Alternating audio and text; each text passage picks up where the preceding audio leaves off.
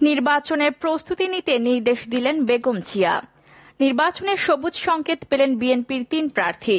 নির্বাচন নিয়ে পুরো বিশ্ব শঙ্কায় বললেন আমির খসরু। বিএনপি মহাসচিবের বক্তব্য গণমাধ্যমের উপর আক্রমণের শামিল বললেন তথ্যমন্ত্রী। এবার দেখুন বিস্তারিত। নির্বাচনের প্রস্তুতি নিতে নির্দেশ দিলেন বেগম জিয়া।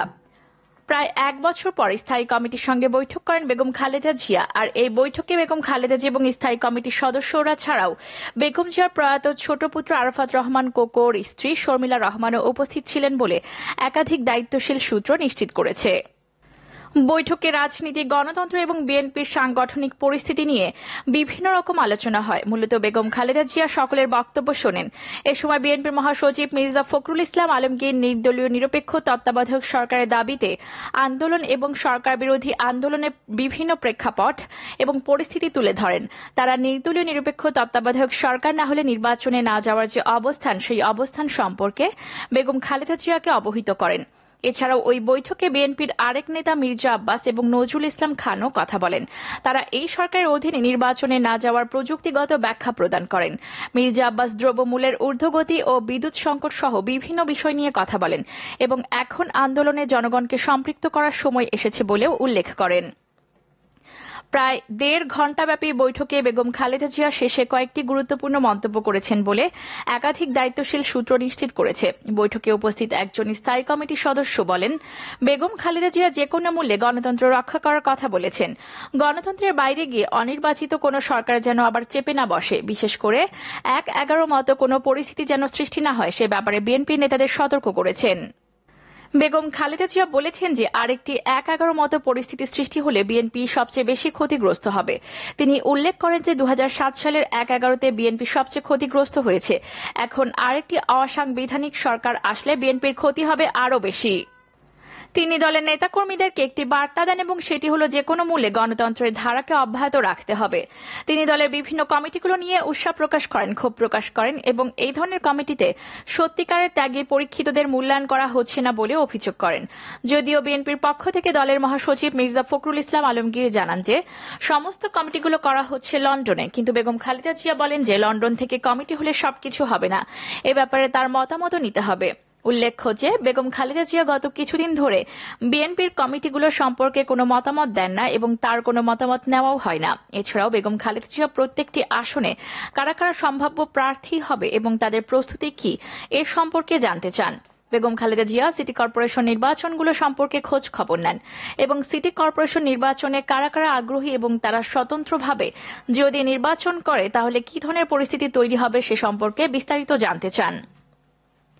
বিএনপির একজন নেতা যিনি বৈঠকে উপস্থিত ছিলেন তিনি বলেন, বেগম খালেদা জিয়া অত্যন্ত প্রফুল্ল ছিলেন এবং তিনি নেতাদের সাথে হাসির খুশিভাবে কথা বলেছেন। তবে দলের সাম্প্রতিক তৎপরতা নিয়ে বেগম খালেদা জিয়ার মধ্যে এক ধরনের বিরক্তি এবং ক্ষোভ রয়েছে বলে কয়েকজন নেতা স্বীকার করেছেন। মির্জা ফখরুল ইসলাম আলমগীর সবকিছু দেখে শুনে বুঝে দল পরিচালনার জন্য নির্দেশ দিয়েছেন খালেদা জিয়া। কয়েকটি ব্যাপারে মির্জা ফখরুল ইসলাম আলমগীরকে তিনি ভৎসনাও করেছেন বলে একাধিক দায়িত্বশীল সূত্র নিশ্চিত করেছে। বিশেষ করে বিএনপির পরীক্ষিতদের কথায় কথায় বহিষ্কার করা কোনো রাজনৈতিক নীতি হতে পারে না।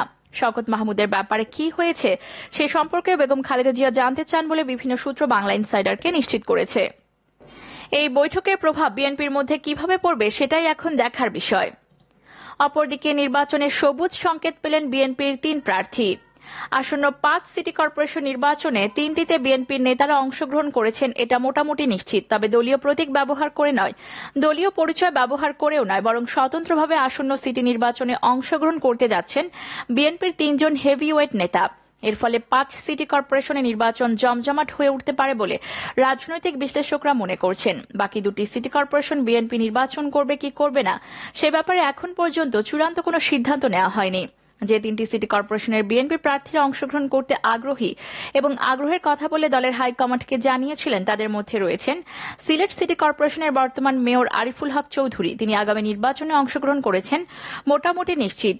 গাজীপুরে হাসান উদ্দিন সরকার এবং খুলনায় নজরুল ইসলাম মঞ্জু, এই ৩ নেতাই আগামী নির্বাচনে অংশগ্রহণ করার জন্য বিভিন্ন নেতাদের সঙ্গে দেন দরবার করেছিলেন। দলের স্থায়ী কমিটির সদস্যরা বেগম খালেদা জিয়ার সঙ্গে বৈঠক করেন। এই বৈঠকে আসন্ন সিটি কর্পোরেশনের নির্বাচন প্রসঙ্গটি আলোচিত হয়।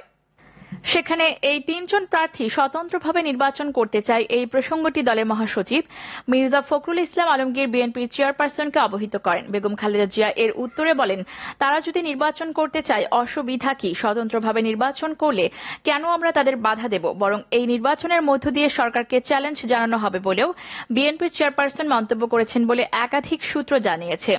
সিলেট সিটি কর্পোরেশনের নির্বাচনে আরিফ আগে থেকে প্রার্থী হয়েছিলেন এবং প্রার্থী হওয়ার জন্য অনুমতি নিতে তিনি লন্ডনে সফরে গিয়েছিলেন। সেখানে তারেক জিয়ার সঙ্গে তার দীর্ঘ বৈঠক হয়েছে। তারেক জিয়াকে তিনি এ ব্যাপারে নজরানা দিয়েছেন বলে একাধিক সূত্র বাংলা ইনসাইডারকে নিশ্চিত করেছে। কিন্তু তারপরেও তারেক জিয়ার নানা বাস্তবতায় আরিফকে নির্বাচনে দাঁড়ানোর অনুমতি দেননি।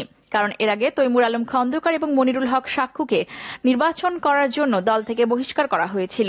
একইভাবে যদি আরিফ নির্বাচনে দাঁড়ান এবং তার বিরুদ্ধে যদি ব্যবস্থা না নেওয়া হয়, তাহলে দলের নেতাকর্মীদের কাছে একটি ভুল বার্তা হিসেবে বিবেচিত হবে। এ কারণে আরিফকে নির্বাচনে দাঁড়ানোর অনুমতি দেননি তারেক জিয়া। কিন্তু দমবার পাত্র নয় আরিফ। তিনি লন্ডন থেকে শর্মিলা রহমানের সাথে এ ব্যাপারে যোগাযোগ করেন। শর্মিলা রহমান লন্ডন থেকে এখন ঢাকায় এসেছেন। তিনি বিষয়টি বেগম খালেদা জিয়ার কাছে উপস্থাপন করেন। খালেদা জিয়া গতকাল আরিফ যেন নির্বাচন করতে পারেন সে ব্যাপারে সবুজ সংকেত দিয়েছিলেন। অপরদিকে নির্বাচন নিয়ে পুরো বিশ্ব শঙ্কায়, বললেন আমির খসরু। দেশের মানুষ এবং পুরো বিশ্ব বাংলাদেশের নির্বাচন নিয়ে শঙ্কার মধ্যে আছেন বলে মন্তব্য করেছেন বিএনপির স্থায়ী কমিটির সদস্য আমির খসরু মাহমুদ চৌধুরী। রোববার দুপুরে তার মেহেদীবাগের বাসভবনে নেতাকর্মীদের সঙ্গে ঈদের শুভেচ্ছা বিনিময়কালে তিনি এই মন্তব্য করেন বলে প্রেস বিজ্ঞপ্তিতে জানানো হয়। আমির খসরু বলেন, বিশ্ববিবেক ইতিমধ্যে তাদের অবস্থান পরিষ্কার করেছে। বাংলাদেশে একটি নিরপেক্ষ গ্রহণযোগ্য নির্বাচন না হলে দেশ গভীর সংকট ও বিপদের মধ্যে পড়বে। সুতরাং নিরপেক্ষ নির্বাচন ছাড়া এই সংকটের সমাধান নেই। অনির্বাচিত অবৈধ সরকার দেশ চালাচ্ছে উল্লেখ করে তিনি বলেন, সরকার জনগণের সমস্ত অধিকার কেড়ে নিয়েছে। এখান থেকে মুক্ত হতে হলে এই ফ্যাসিস্ট সরকার পতন ঘটাতে হবে। নিরপেক্ষ সরকার অধীনে নির্বাচনের মাধ্যমে বাংলাদেশের মানুষ তাদের মালিকানা ফিরে পাবে। সাবেক এই মন্ত্রী বলেন, বিশ্ববাসী বাংলাদেশকে নিবিড়ভাবে পর্যবেক্ষণ করছে। কিভাবে এখানে বছর পর বছর ভোট চুরি করে অবৈধভাবে ক্ষমতা দখল করে আছে, কিভাবে জনগণের মানবাধিকার লঙ্ঘন করছে। এখানে জনগণের ভোটাধিকার নেই, আইনের শাসন নেই, নিরাপত্তা নেই। অপরদিকে বিএনপি মহাসচিবের বক্তব্য গণমাধ্যমের উপর আক্রমণের শামিল, বললেন তথ্যমন্ত্রী। সরকার গণমাধ্যম ব্যবহার করে মিথ্যা তথ্য প্রচার করছে। বিএনপির মহাসচিবের এমন বক্তব্যকে গণমাধ্যমের উপর আক্রমণের শামিল বলে অভিহিত করেছেন তথ্যমন্ত্রী ও আওয়ামী লীগের যুগ্ম সাধারণ সম্পাদক হাসান মাহমুদ। তথ্যমন্ত্রী বলেন, মির্জা ফখরুল সাহেবের বক্তব্য মিডিয়ার উপর আক্রমণ। আমি মনে করি এই আক্রমণ সমীচীন নয়। ফখরুল সাহেব প্রচন্ড হতাশা থেকে এই কথাগুলো বলেছেন। আজকে বাংলাদেশে যেভাবে স্বস্তির ঈদ যাত্রা হয়েছে, মানুষ যেভাবে স্বস্তিতে ঈদ উদযাপন করেছে, বিশ্বমন্দা পরিস্থিতির মধ্যে এটি সত্যি উদাহরণ। একটু যা অস্বস্তি ছিল গরমের কারণে, তাতে বিএনপি নেতাদের মাথা খারাপ হয়েছে কিনা আমি জানি না। রোববার বিকেলে বন্দরনগরী চট্টগ্রামের দেওয়ানশী পুকুর লেনের বাসভবনে ঈদ শুভেচ্ছা বিনিময় করেন। এ সময় সাংবাদিকরা ঈদের দিন মির্জা ফখরুল ইসলাম আলমগীরের দেওয়া বক্তব্য প্রসঙ্গে প্রশ্ন করলে মন্ত্রী এসব কথা বলেন।